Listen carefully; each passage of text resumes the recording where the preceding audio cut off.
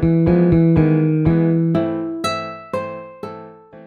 j'ai commencé à travailler, donc j'ai une formation de psychologue, et j'ai eu la chance une coïncidence, hein, comme on dit, être au bon endroit au bon moment, et j'ai eu la chance de pouvoir assister à une journée d'information sur la thérapie familiale.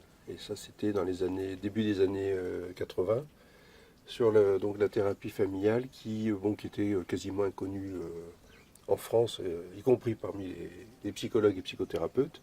Cette conférence était animée par Edith Goldbetter, qui est une psychologue et psychothérapeute familiale bruxelloise très connue, qui a été ensuite ma formatrice.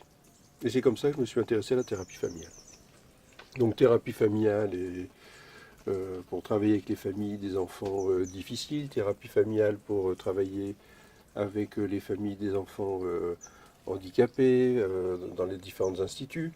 Et de fil en aiguille, on est arrivé au couple, aux thérapies de couple, puisque en travaillant avec les familles, on s'aperçoit que la plupart du temps, derrière les problèmes familiaux, je ne vais pas dire à chaque fois, de façon à ne pas faire trop peur à nos internautes, mais on arrive assez vite à des problématiques de couple. Puis en poursuivant ma carrière, je me suis installé comme psychothérapeute familial et conjugal. Et dans cette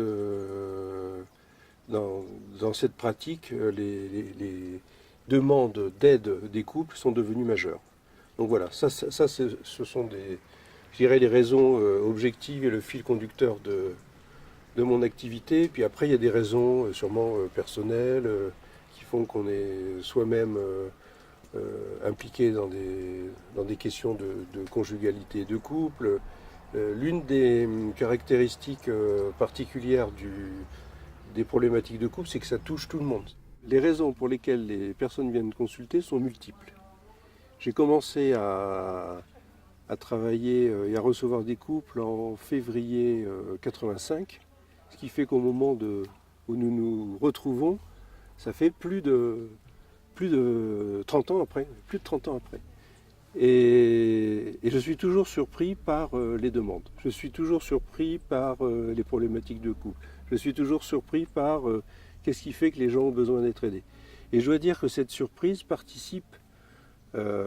suscite mon étonnement et donc participe et entretient mon intérêt pour faire ce travail et avoir envie d'aider ou de travailler avec, je ne peux même pas dire aider, de travailler avec les couples qui viennent consulter.